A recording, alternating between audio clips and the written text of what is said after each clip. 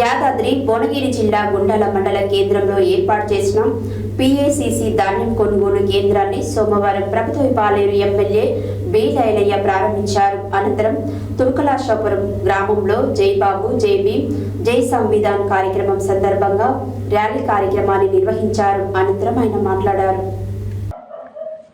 యాదాద్రి భువనగిరి జిల్లా గుండాల మండల కేంద్రంలో ఏర్పాటు చేసిన పిఎస్ఎస్ ధాన్యం కొనుగోలు కేంద్రాన్ని సోమవారం ప్రభుత్వపాలేరు ఎమ్మెల్యే బి లైలయ్య ప్రారంభించారు.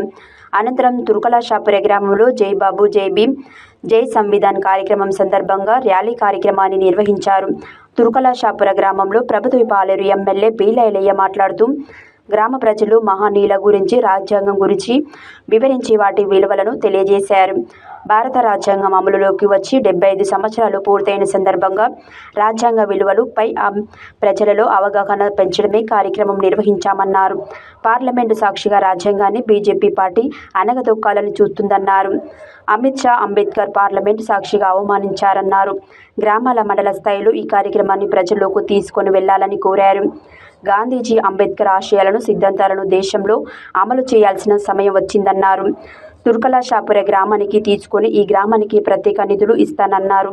ఈ కార్యక్రమంలో జిల్లా కాంగ్రెస్ పార్టీ అధ్యక్షులు అండెం సంజీవరెడ్డి, మండల కాంగ్రెస్ పార్టీ అధ్యక్షులు ఏలూరి రామరెడ్డి, మాజీ ఎంపీపీ ద్యాపకృష్ణారెడ్డి, పిఎస్సిఎస్ చైర్మన్ లింగాల భిక్షంగౌడ్, మాజీ ఎంపీపీ రావుల హరితాదేవి, మాజీ ఎంపీపీ సంగి వేణుగోపాల్, దేవరపైన ఐలయ్య, చిదం ప్రకాష్, ఆకుల ఆంజనేయులు, ఇమ్మడి దశరథ, పొనగాడు నారాయణ, జోగు రమేష్ తదితరులు పాల్గొన్నారు.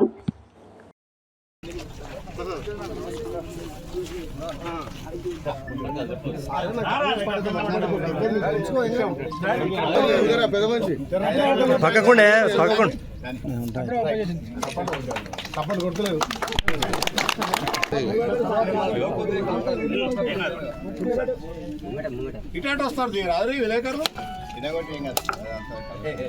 సార్ అక్కడ మీ డైరెక్టర్లకి డైరెక్టర్ కొట్టి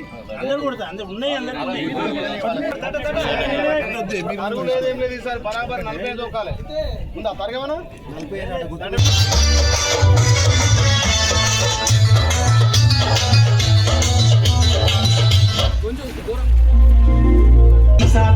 రాజ్యాంగాన్ని మనం పరిరక్షించుకోవాలి.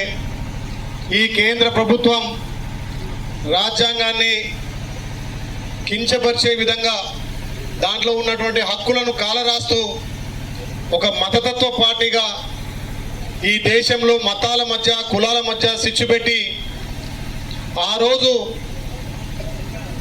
బాపు అంటే మహాత్మా గాంధీ హింస వద్దు, అహింస ద్వారా స్వతంత్రం తీసుకొచ్చినటువంటి మహానుభావుడు గాంధీ తాత. వచ్చిన స్వతంత్రంలో భారతదేశంలో ఉన్నటువంటి ప్రతి పౌరునికి, ఎస్టీ, ఎస్సీ, మైనార్టీ, బీసీలందరూ కూడా ఈ దేశ సంపదలో కానీ, ఈ దేశాన్ని పాలించే అధికారంలో కానీ, గ్రామాలలో గ్రామ స్వరాజ్యం తేవడానికి ప్రజాస్వామ్యబద్ధంగా ఎంపిక కాబడినటువంటి ఈ ప్రజాస్వామ్యంలో హక్కులందరికీ సమానంగా ఉండాలని చెప్పి ఆ రోజు మహనీయుడు డాక్టర్ బిఆర్ అంబేద్కర్ రాసినటువంటి రాజ్యాంగం వల్లనే ఇవాళ ఈ వేదిక ద్వారా మేము మాట్లాడగలుగుతున్నాం.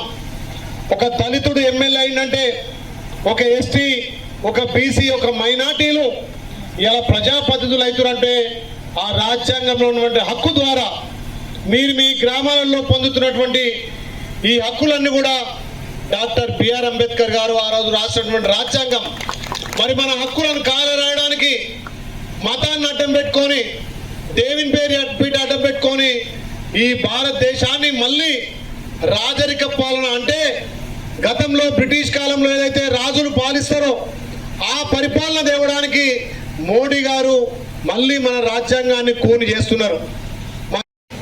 మన డాక్టర్ బిఆర్ అంబేద్కర్ గారు అన్ని వర్గాలకు ఇప్పుడే పెద్దలు చెప్పినట్టుగా ఓటు హక్కు, గుడిసె ఉన్న ముసలామకుండా ఒకటే ఓటు హక్కు, అంబానీ, అనిల్ అంబానీ 1000 కోట్లున్నాను కూడా ఒకటే హక్కు. ఆ ఓటు హక్కు కూడా నీ స్వేచ్ఛగా నీకెవరైతే పని చేస్తారో, ఎవరైతే మీ హక్కులను పరిరక్షిస్తారో వాళ్ళని ఎంపిక చేసే విధానం కూడా మన చేతిలో పెట్టినటువంటి ఆ మహనీయుడు డాక్టర్ బిఆర్ అంబేద్కర్.